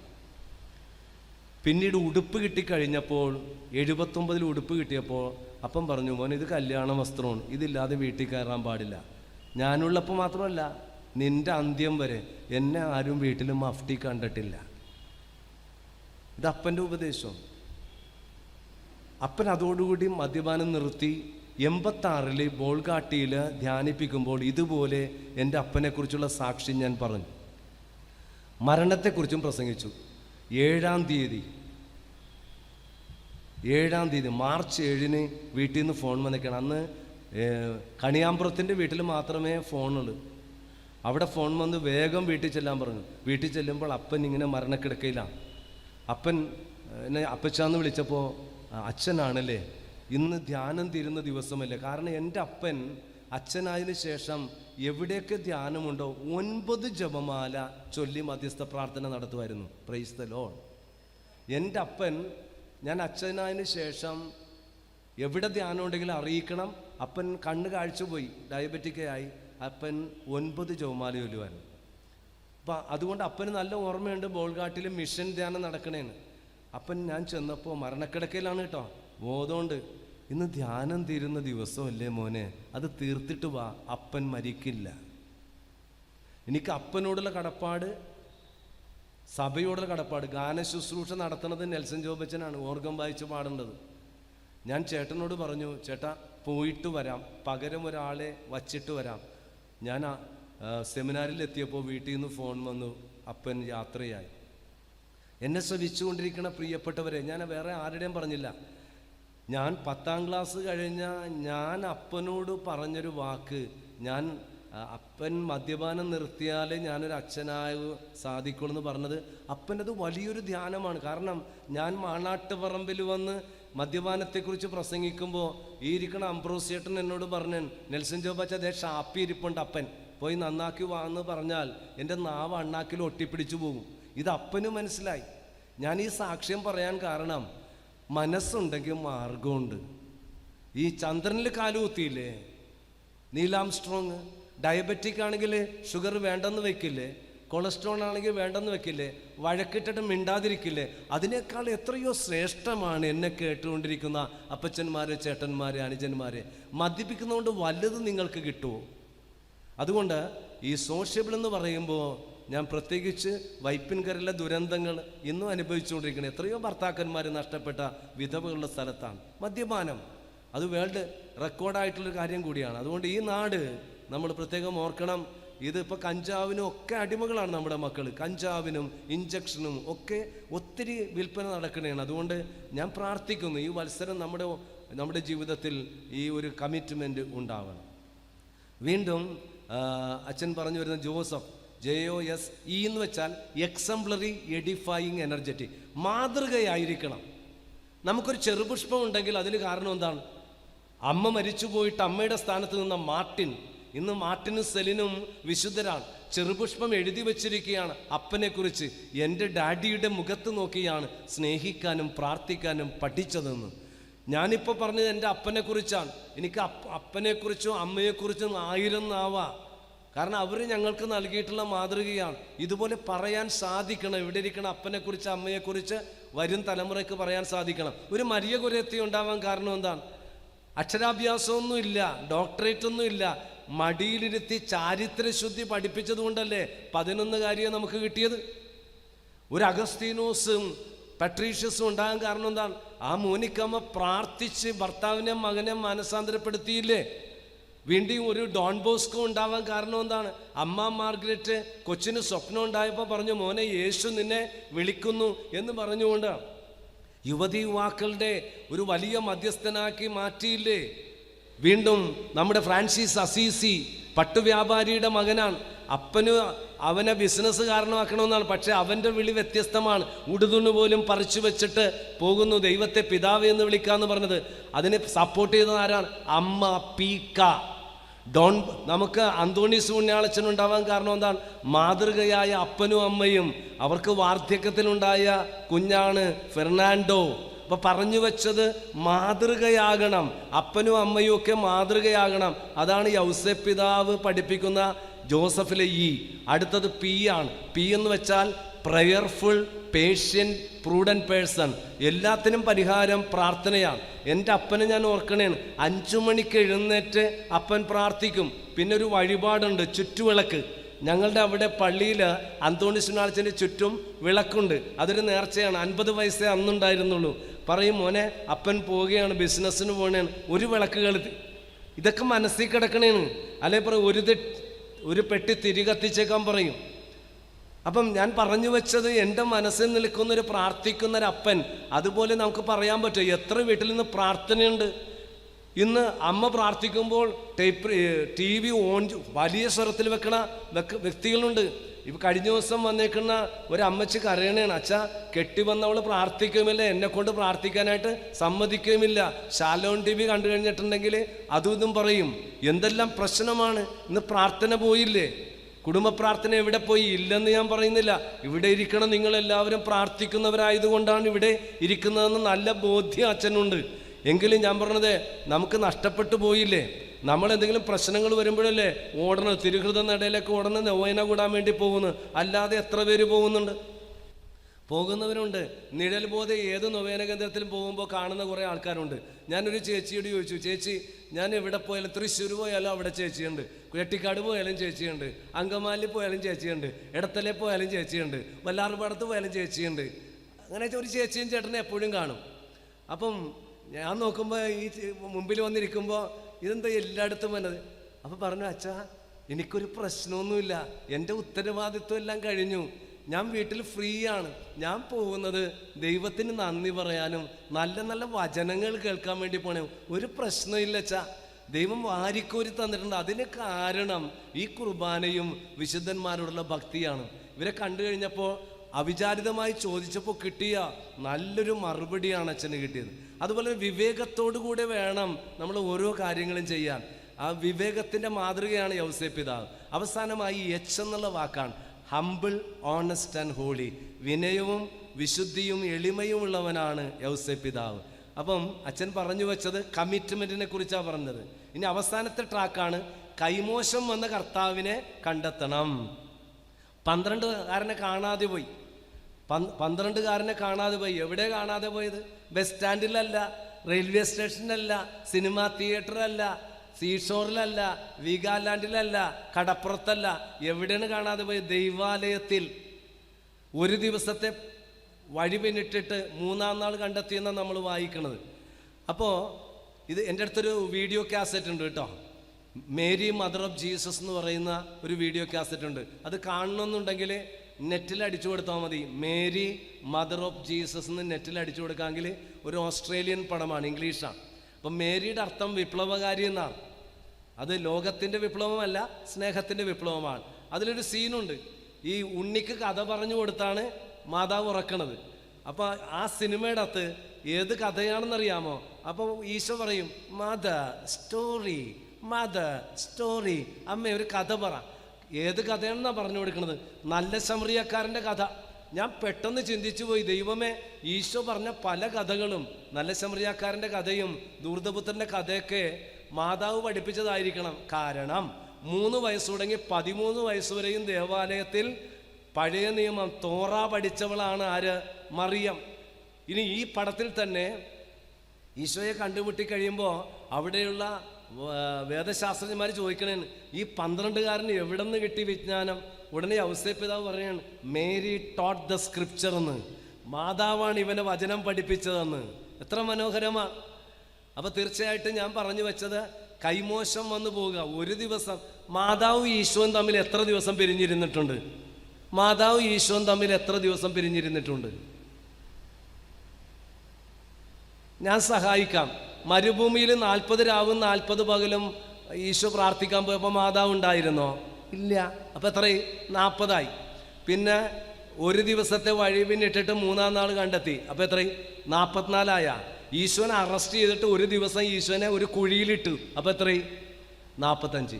മാതാവും ഈശോയും തമ്മിൽ പിരിഞ്ഞിരുന്നത് 45 ദിവസം മാത്രമാണ്. 33 വർഷത്തിൽ 45 ദിവസം മാത്രമേ പിരിഞ്ഞിരുന്നിട്ടുള്ളൂ. അപ്പം നമ്മുടെ ജീവിതത്തിൽ മാതാവിന് ഒരു ദിവസം കൈമോശം വന്നിട്ട് എത്ര ദിവസം എടുത്തു? ഇത് തന്നെയാണ് നമ്മുടെ ജീവിതം. ഒരു കുർബാന മുടക്കിയാൽ അതിൻ്റെ ചൈതന്യം കിട്ടണമെങ്കിൽ എത്ര കുർബാന വേണ്ടി വരും? ഒരു കുടുംബ പ്രാർത്ഥന മുടക്കിയാൽ എത്ര കുടുംബ പ്രാർത്ഥന വേണ്ടി വരും? ഇപ്പം കൈമോശം വന്ന കർത്താവിനെ കണ്ടെത്തണം. അപ്പം മറിയത്തോൺ ഓട്ടം നമുക്ക് തുടരാം. ഞാൻ ബാറ്റൺ നോർബിൻ അച്ഛനെ ഏൽപ്പിക്കണേ. ബാറ്റൺ ഞാൻ നോർബിൻ അച്ഛനെ ഏൽപ്പിക്കണേ. നോർബിൻ അച്ഛ, ഈ മാനാട്ടുപറമ്പ് 500ഓളം കുടുംബങ്ങളുണ്ട്, മറ്റേ ഇടവകളിൽ നിന്ന് വന്നിട്ടുണ്ട്. അപ്പോൾ ബാറ്റൺ അച്ഛനെ ഏൽപ്പിക്കണേണ്. നമുക്ക് 2021 മാതാവിനോടൊപ്പം ഒരു മറിയത്തോൺ ഓട്ടം ഓടാം. സ്വർഗം കൊളുത്താം. അപ്പുറത്ത് ബന്ധങ്ങളുണ്ടാകാം, ഒരു ബദലേഹം ജീവിതശൈലി ഉണ്ടാകാം, ഒരു കമ്മിറ്റ്മെൻ്റ് ഉണ്ടാകാം. കൈമോശം വന്നു പോയിട്ടുണ്ട് ഈ കോവിഡ് കാലത്ത്. പ്രാർത്ഥനയും കുമ്പസാരവും കുർബാനയും ഒക്കെ വന്നിട്ടുണ്ട്. അത് വീണ്ടെടുത്തുകൊണ്ട് നമുക്ക് വളരെ ഊർജ്ജസ്വലതയോടുകൂടെ ഓടാനായിട്ട് പരിശ്രമിക്കാം. ഇനി അടുത്ത കഥാപാത്രത്തിലേക്ക് വരികയാണ്. ആരാണ്? ഈശോ. വിധേയനാണ് ഈശോ. അപ്പോൾ വിധേയൻ എന്ന് വെച്ചിട്ടുണ്ടെങ്കിൽ ലൂക്കാ 2:52, അവൻ ദൈവത്തിൻ്റെയും മനുഷ്യരുടെയും പ്രീതിയിൽ ജ്ഞാനത്തിലും പ്രായത്തിലും പക്വതയിലും വളർന്നു. ഞാൻ മകൻ്റെ അർത്ഥം പറഞ്ഞു. മകൻ്റെ അർത്ഥം എന്താണ്? ആനന്ദം നൽകുന്നവൻ. മകൻ്റെ അർത്ഥം എന്താണ്? ആനന്ദം നൽകുന്നവനാ. മകളുടെ അർത്ഥം ആനന്ദം നൽകുന്നവൾ. നന്ദനൻ, നന്ദിനി എന്ന് പറഞ്ഞു. അപ്പം ഈശോ 12 തുടങ്ങി 30 വയസ്സുവരെയും എന്തു പണിയെടുത്താ ജീവിച്ചത്? മരപ്പണി. അതുകൊണ്ടാണ് ചില മരപ്പണിക്കാർ, കോൺട്രാക്ടേഴ്സ് കാറിൻ്റെ പിറകിൽ എഴുതി വെച്ചിട്ടുണ്ട്, my boss is A Jewish carpenter. കണ്ടു കാണും അല്ലേ? ചില കാറിൻ്റെ പുറകിൽ എഴുതി വെച്ചേക്കണ ക്യാപ്ഷൻ എന്താണ്? My boss is A Jewish carpenter. Who is this Jewish carpenter? Jesus of നാസറത്ത്. മനോഹരമാണ്. അപ്പോൾ ഞാൻ പറഞ്ഞു വെച്ചത്, യേശുവിൻ്റെ വളർച്ച 3 ഘട്ടമാണ്. അപ്പോൾ ഭാരതീയ സങ്കല്പം അനുസരിച്ചും യഹൂദ പാരമ്പര്യം അനുസരിച്ചും മക്കളെ വളർത്തേണ്ടത് 3 സ്റ്റേജസിലൂടെയാണ്. 1 വയസ്സ് തുടങ്ങി 5 വയസ്സ് വരെയും രാജാവിനെ പോലെ, രാജ്ഞിയെ പോലെ വളർത്തണം. ഇത് കേട്ടപ്പോൾ കുറേ ആൾക്കാർ ഉള്ളിരുന്ന് പിറുപിറുക്കനുണ്ട്. ആ പിറുപിറുക്കൽ എനിക്ക് മനസ്സിലായി. നെൽസൺ ജോബച്ചൻ അങ്ങനെയൊക്കെ പറയാം. ഇപ്പം 3 വയസ്സുള്ള പിള്ളേർക്ക് 30ൻ്റെ മൂപ്പും 40ൻ്റെ നാക്കുമാണെന്ന്. ശരിയല്ലേ? ഇപ്പോഴത്തെ പിള്ളേർക്ക് 30 വയസ്സിൻ്റെ മൂപ്പും 40 വയസ്സിൻ്റെ നാക്കുമാണ്. ശരിയല്ലേ? അവരുടെ വായിൽ നിന്നൊക്കെ വരണ കേട്ട ഞെട്ടിപ്പോകും. കമ്പ്യൂട്ടർ പിള്ളേരാണ് എല്ലാവരും. എങ്കിലും 1 വയസ്സ് തുടങ്ങി 5 വയസ്സ് വരെയും നമ്മൾ രാജാവിനെ പോലെ വളർത്തണം. അത്രയ്ക്ക് കെയർഫുൾ ആയിരിക്കണം. അപ്പൻ്റെ അമ്മയുടെ മനസ്സിലാണ് കുഞ്ഞ് ജനിക്കുന്നത്. അമ്മയുടെ ഗർഭപാത്രത്തിലായിരിക്കുന്ന നിമിഷം തുടങ്ങി 5 വയസ്സ് വരെയും. അപ്പം ഗർഭിണിയാകുന്ന സമയം വെരി ഇമ്പോർട്ടൻ്റ് ആണ്. നമ്മുടെ ചില മാതാപിതാക്കൾ, നമ്മുടെ കുടുംബത്തിലെ ചില പ്രശ്നം, ഇപ്പോൾ വിവാഹപ്രായമായി കഴിഞ്ഞാൽ ചില കുട്ടികൾ പോകില്ല. എന്താടി കല്യാണമായില്ലേ, പിന്നെ അവൾക്ക് ഇരിക്കപ്രതി ഉണ്ടായില്ല, പിന്നെ അത് കഴിഞ്ഞാൽ തീർന്നില്ല, വിശേഷമായില്ലേ. നമ്മുടെയൊക്കെ സുഖക്കേടാണ്. വല്ല കാര്യമുണ്ട്, അവർ വിശേഷമാക്കിക്കോളും, നിങ്ങളാക്കിയൊന്നും വേണ്ട. നമ്മുടെ പിള്ളേർക്ക് ഇരിക്കപ്രതിയില്ല, വിശേഷമായില്ലേ. അതൊരു കൾച്ചറില്ലാത്തൊരു കാര്യമാണ്. അത് കാരണം നമ്മുടെ വീട്ടിലെ ചില പെൺപിള്ളേർ അവർ ഒരു വിരുന്നിനും പോവില്ല, ചുരുങ്ങിക്കൂടുന്ന. കാരണം നമ്മുടെയൊക്കെ ഗുണവധികാരം കൊണ്ടാണ്. വിശേഷമായില്ലേ. നിങ്ങൾ വിശേഷമാക്കേണ്ട ആവശ്യമില്ല, അത് ദൈവം കൊടുക്കുമ്പോൾ ആയിക്കോളും. വളരെ പ്രധാനപ്പെട്ട കാര്യമാണ്. അപ്പോൾ അച്ഛൻ നിങ്ങളെ പഠിപ്പിക്കുന്ന കാര്യം 1 വയസ്സ് തുടങ്ങി 5 വയസ്സ് വരെ എങ്ങനെ വളർത്തണം? രാജാവിനെ പോലെ. തല്ലരുത്, പേടിപ്പിക്കരുത്. അമ്മിഞ്ഞപ്പാലൂട്ടുന്നത് വളരെ പ്രധാനപ്പെട്ടതാണ്. ഇനി വേറൊരു പ്രശ്നമുണ്ട്, ഇതൊക്കെ പച്ചയായിട്ട് അങ്ങോട്ട് പറഞ്ഞാണ്. ഗർഭിണിയായി പെട്ടെന്ന് തന്നെ 1 വയസ്സ് കഴിയുമ്പോൾ തന്നെ വീണ്ടും ഗർഭിണിയായി. അപ്പോൾ ചിലവർ നീ എന്ത് കണ്ടിട്ടാടി, ശരിയല്ലേ, എന്ത് ഭാവിച്ചാടി, അത് കളയാനൊക്കെ പറഞ്ഞവരുണ്ട്, കണ്ണിച്ചോരില്ലാത്തവർ. ഇന്നും അമ്മായിയമ്മ എന്ന് പറഞ്ഞാൽ പിശാചിനെ കാണുന്ന പോലെയുള്ള ഒരു നേഴ്സിനെ എനിക്കറിയാം. അതായത് ജർമ്മനിയിലേക്ക് പോകാൻ വേണ്ടിയിട്ട് എല്ലാ പേപ്പേഴ്സ് നന്നായപ്പോഴാണ് ഗർഭിണിയാണെന്ന് അറിഞ്ഞത്. അമ്മ നിർബന്ധിച്ചു കൊണ്ടുപോയി അബോർട്ട് ചെയ്യിപ്പിച്ചു. കാരണം ഗർഭിണിയാണെങ്കിൽ ജോലിക്ക് പ്രവേശിക്കാൻ പറ്റില്ല. നമ്മുടെ എറണാകുളം ജില്ല നടന്ന കാര്യമാണ്. ജോലിക്ക് വേണ്ടിയിട്ട് മരുമകളുടെ അബോർഷൻ നടത്തി. ഇന്ന് കുഞ്ഞുങ്ങളില്ല, കോടികളുണ്ട്. അതുകൊണ്ട് അമ്മായിയമ്മെന്ന് പറഞ്ഞാൽ പിശാചിനെ കാണുന്ന പോലെയാണ്. കാരണം എന്തൊക്കെ സംഭവിച്ചു, പിന്നെ കുഞ്ഞുണ്ടായിട്ടില്ല. ഇപ്പം നമ്മുടെയൊക്കെ ചില ആൾക്കാർക്ക് കൾച്ചറില്ലാത്ത ആൾക്കാരാണ്. ഉദരഫലം ദൈവത്തിൻ്റെ ദാനമാണ്. നമ്മുടെ വീട്ടിൽ ആകെ ഇപ്പോൾ 1, 1.5, 1.25 വികലാംഗരാണ്. അതാണ് 1.25 ഞാൻ പറഞ്ഞത്. മറിച്ച് നോക്ക്, മറ്റ് സമൂഹത്തിൽ നോക്കി എത്ര മക്കളാണ് അവർക്കുള്ളത്. ഞാൻ കഴിഞ്ഞ ദിവസം ഒരു സൂചന ഇട്ട് തന്നു. അപ്പോൾ ദൈവം തരുന്ന മക്കളാണ്. അതെത്രയായാലും എനിക്കറിയാവുന്ന 2-3 ഫ്രണ്ട്സ് ഉണ്ട്. ഫിലിപ്പ് അഗസ്റ്റിൻ ഡോക്ടറിന് എത്ര മക്കളുണ്ട്? 4 മക്കളുണ്ട്. അയാളൊരു ഡോക്ടറാണ്. ഇവിടെ ഇരിക്കണ നമ്മുടെ ഡോക്ടർ ഡേവിസ് 4 മക്കളാണുള്ളത്. അപ്പോൾ മക്കൾ നമുക്ക് ദൈവത്തിൻ്റെ ദാനമാണ്. വീണ്ടും കുഞ്ഞുള്ളിലായിരിക്കുമ്പോൾ വേണ്ട ശുശ്രൂഷ, ഭക്ഷണമൊക്കെ കൊടുക്കണം. അതെല്ലാം ഇതിൻ്റെ ഭാഗമാണ്. വേദനിപ്പിക്കുക, ഭക്ഷണം കൊടുക്കാതിരിക്കുക. ചിലരൊക്കെ കരഞ്ഞു പറഞ്ഞിട്ടുണ്ട്, എനിക്ക് ഭക്ഷണം കിട്ടിയിരുന്നില്ല, ഒരുപാട് കഷ്ടപ്പെടുത്തിയിട്ടുണ്ടെന്ന് പറഞ്ഞേക്കണ സഹോദരിമാർ അച്ഛൻ കേട്ടിട്ടുണ്ട്. അപ്പോൾ ഇതൊക്കെ പറയാൻ കാരണം അങ്ങനെ ഒരിക്കലും ചെയ്യരുത്. ഭർത്താക്കന്മാർ ശ്രദ്ധിക്കണം. അയാളുടെ സാമീപ്യം വളരെ പ്രധാനപ്പെട്ടതാണ്. ചിലപ്പോഴൊക്കെ കുത്തുവാക്ക് പറയും, ഇതെൻ്റെ കൊച്ചല്ല എന്ന് പറയുന്ന കണ്ണിച്ചോരില്ലാത്തവന്മാരും ഉണ്ട്.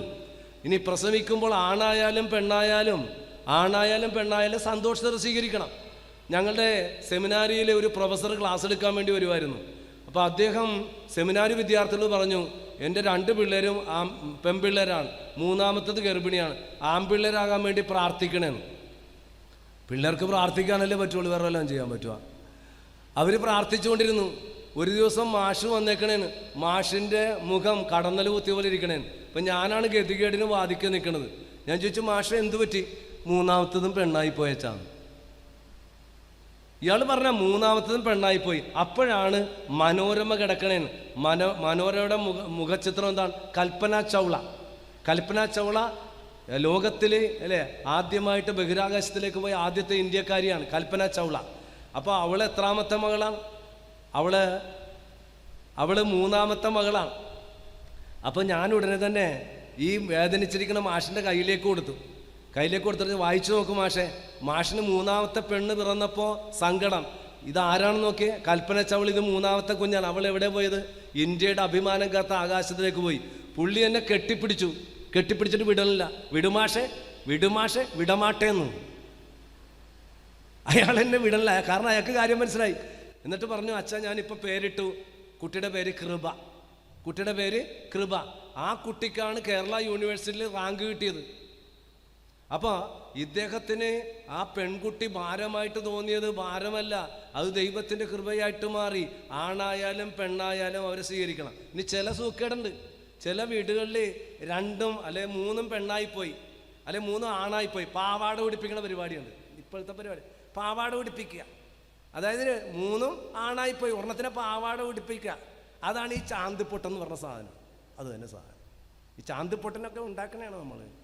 ആണാണെങ്കിൽ ആണായിട്ട് വളർത്ത്, പെണ്ണാണെങ്കിൽ പെണ്ണായിട്ട് വളർത്ത്. എന്തിനാണ് നിങ്ങളുടെ അൺഫുൾഫിൽഡ് അംബീഷൻസ്? അപ്പം അതും ശരിയല്ല. പിന്നെ കമ്പയർ ചെയ്യരുത്. ഇന്നലെ ഞാൻ പറഞ്ഞില്ലേ, കരിക്കട്ട കൊടുത്ത് വാങ്ങിച്ചാണെന്ന്. പിന്നെ പേടിപ്പിക്കും. കാക്കം തിന്നില്ലേ കോക്കായിനെ കൊണ്ട് പിടിപ്പിക്കും. എൻ്റെ വീട്ടിലെ ഗതികേട് പറയാം. എൻ്റെ അമ്മ അനുജൻ്റെ കുട്ടിക്ക് ഭക്ഷണം കൊടുക്കണേ. ഇപ്പോഴത്തെ പിള്ളേർ ഇങ്ങനെ TV കാണിക്കണം, അത് കാണിക്കണം എന്നൊക്കെ, എന്നാലേ ഭക്ഷണം കഴിക്കുള്ളൂ. ശരിയല്ലേ? അത് കാണിച്ചിട്ട് കാക്ക വേണം കണ്ട, കഴിക്ക് ഇനി നമ്മുടെ പിള്ളേർ ചിലത് അടുത്ത വീട്ടിലേക്ക് കൊടുക്കുമ്പോൾ അടുത്ത വീട്ടിൽ കൊടുക്കുന്ന പറയുമ്പോൾ ഇങ്ങനെ ഹിപ്പോപ്പൊട്ടാമസിനെ പോലെ തുറന്ന് വിഴുങ്ങണ പിള്ളേരും ഉണ്ട്. അപ്പം എൻ്റെ അമ്മ അനുജൻ്റെ കുട്ടിക്ക് ഇങ്ങനെ ഭക്ഷണം കൊടുത്തുകൊണ്ടിരിക്കണേ. അവനെ പേടിപ്പിക്കണേ, കാക്കം തിന്നില്ലെങ്കിൽ കോക്കായിനെ കൊണ്ട് പിടിപ്പിക്കും. ഗതികേടിന് ഞാൻ ആ സമയത്ത് വീട്ടിലേക്ക് ചെല്ലണേ. എൻ്റെ ഷേപ്പ് തന്നെ എന്താണ്? കറുത്ത ഉടുപ്പാണ്, മൊത്തം കറുപ്പാണ്. ഒരു കൊമ്പിൻ്റെ പ്രശ്നവും വാലിൻ്റെ പ്രശ്നം എനിക്കുള്ളു. ഞാൻ വീട്ടിലേക്ക് ചെല്ലുമ്പോൾ ദേവനടാ കോക്കായി എന്ന്, ദേവനെ കോക്കായി എന്ന്. എൻ്റെ അനുജൻ്റെ മോൻ എന്നെ ഇവിടെ കൊണ്ടുവന്നാക്കിയവനാണ് ഇപ്പം. അവൻ വലിയ വായിൽ കരയണേണ്. അന്ന് തുടങ്ങി ഞാൻ വീട്ടിൽ ചെന്നാൽ ഇവൻ കരയും, കോക്കായി വന്നെന്ന്, കോക്കായി അച്ഛൻ വന്നെന്ന്. ഒരു 5 വയസ്സ് വരെയും ഇവൻ പറഞ്ഞു കൊടുത്ത കോക്കായി അച്ഛൻ വന്നെന്ന്. വല്ല കാര്യമുണ്ടാ? എൻ്റെ അമ്മ ചെയ്ത ഒരു പൊട്ടത്തരം. അത് കാരണം എനിക്ക് ആ വീട്ടിലേക്ക് ചെന്ന് കഴിഞ്ഞിട്ടുണ്ടെങ്കിൽ ഇവനിങ്ങനെ വലിയ വായിൽ കരയണല്ലേ, വീട്ടിൽ ഞാൻ പോകില്ല. ഞാൻ അത് കാരണം. അപ്പം നമ്മൾ വേണ്ടാത്ത പറഞ്ഞ് പേടിപ്പിക്കരുത്. 1 വയസ്സ് തുടങ്ങി 5 വയസ്സ് വരെയും രാജാവിനെ, 6 വയസ്സ് തുടങ്ങി 15 വയസ്സ് വരെയും ദാസനെ പോലെ വളർത്തണം. ബൈബിൾ നോക്കേ, 1 വയസ്സ് തുടങ്ങി 5 വയസ്സ് വരെയും ഉണ്ണീശ്വരനെ എങ്ങനെ വളർത്തി? രാജാവിനെ പോലെ. ആ കുഞ്ഞിനെ അല്ലേ പലായനം ചെയ്യുന്നു, അവനെ സൂക്ഷിക്കണേണ്, ഉണ്ണീനെ സൂക്ഷിക്കണേ, അത്രയ്ക്ക് കെയർഫുള്ളാണ്. പിന്നെ 6 തുടങ്ങി 15 വയസ്സ് വരെ ശിക്ഷണം കൊടുക്കണം. 12കാരനെ കാണാതെ പോയപ്പോൾ മാതാവ് ശാസിച്ചു. പെണ്ണം കണ്ട സമയത്ത് പിണങ്ങി. എന്തിനാ മോനെ ഞങ്ങളോട് ഇങ്ങനെ ചെയ്തത്? നിന്റെ പിതാവും ഞാൻ എത്രമാത്രം വേദനിച്ചു. അത് മതിയായിരുന്നു അല്ലേ, ഞാൻ എൻ്റെ പിതാവിൻ്റെ കാര്യത്തിൽ വ്യാപൃതനാകേണ്ടേ. പിന്നീട് ഒറ്റ വാക്കും എഴുതിയിട്ടില്ല. ലൂക്ക ഒറ്റ സെൻറ്റൻസാണ് 12 തുടങ്ങി 30 വരെ ഒറ്റ സെൻറ്റൻസ് എഴുതിയുള്ളൂ. അപ്പോൾ നമ്മുടെ കുടുംബത്തിൽ തീർച്ചയായിട്ടും അടിക്കേണ്ട സമയത്ത് അടിക്കണം. ഇപ്പോൾ അടിക്കാൻ പാടില്ല. സ്കൂളിൽ അടിച്ച ഉടനെ ബാലപീഡനം അല്ലെങ്കിൽ മറ്റേ പാർട്ടീസിങ്ങൾ വരും. ഇപ്പോൾ അതെല്ലാം പോയി, ഡിസിപ്ലിൻ പോയി. അതിൻ്റെ ഗുണം കാണാനും ഉണ്ട്. ഞാൻ ഒരു നുണ പറഞ്ഞതിന് എൻ്റെ അപ്പൻ കെട്ടിയിട്ട് അടിച്ചത് കൊണ്ടാണ് ഇന്ന് ഞാൻ ആൾത്താരം നിൽക്കണത്. ഒരു നുണ മൂലം ടീച്ചേഴ്സിൻ്റെ അഭിമാനവും ചില പ്രശ്നങ്ങളുണ്ടായപ്പോൾ എൻ്റെ അപ്പനാകെ ഒരൊറ്റ പ്രാവശ്യം അടിച്ചിട്ടുള്ളൂ. പനച്ചിമരമുണ്ട്, പനച്ചി എന്ന് വെച്ചാൽ പണ്ട് കമ്പോലക്ക് എന്താ പ്രൊസീഡർ അതിൻ്റെ പനച്ചിക്കയുടെ വടി എന്ന് വെച്ചാൽ പുളിവടി പോലെ ഭയങ്കര സ്ട്രോങ് ആണ്. എൻ്റെ അപ്പൻ കെട്ടിയിട്ട് എന്നെ അടിമുടി അടിച്ചു. അതോടുകൂടി എൻ്റെ ജീവിതത്തിൽ വഴിത്തിരിവാണ്. ഞാൻ ഇന്നും അഭിമാനത്തോടെ പറയും, എൻ്റെ അപ്പൻ എന്നെ അടിക്കേണ്ട സമയത്ത് അടിച്ചത് കൊണ്ടാണ് ഞാൻ ഇന്നൊരു വൈദികനായത്. ഞാനൊരു മൈഡിയർ കുട്ടിച്ചാത്തനായിരുന്നു. I was a naughty boy. വളരെ കുസൃതിയായിട്ടുള്ള ഒരു വ്യക്തിയായിരുന്നു. പക്ഷെ അപ്പൻ്റെ അടിയുണ്ടല്ല, അടിക്കേണ്ട സമയത്ത് അടിച്ചു.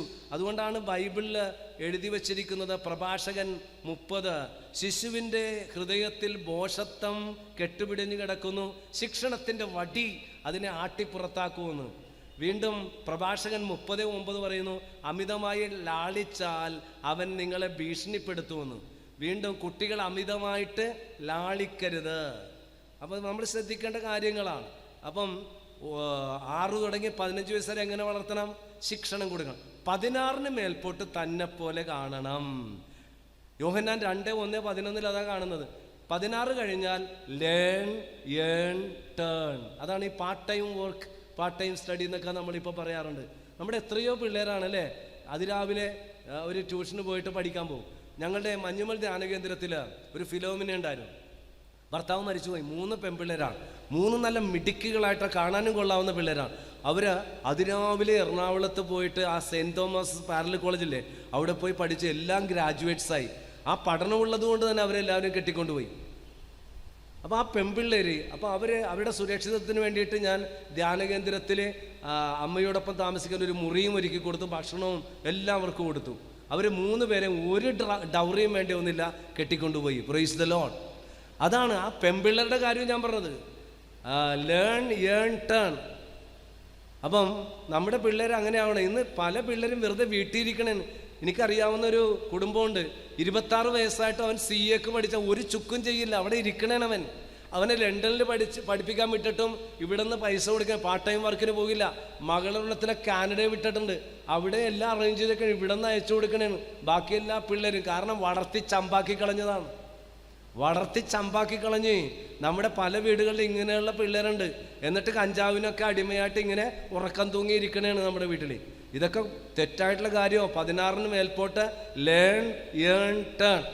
എൻ്റെ ചേച്ചിക്ക് കുട്ടികളുണ്ടായിരുന്നില്ല, 13 വർഷം കാത്തിരുന്ന് 2 പിള്ളേരുണ്ടായി. അതിൽ മൂത്തവള് ആൻസി, അവളിന്ന് ടീച്ചറാണ്. അവൾ 13 വർഷമായിട്ട് തുടർച്ചയായിട്ട് PSC ടെസ്റ്റ് എഴുതി പഠിച്ച സ്കൂളിൽ അവൾ ജോലി മേടിച്ചെടുത്തു.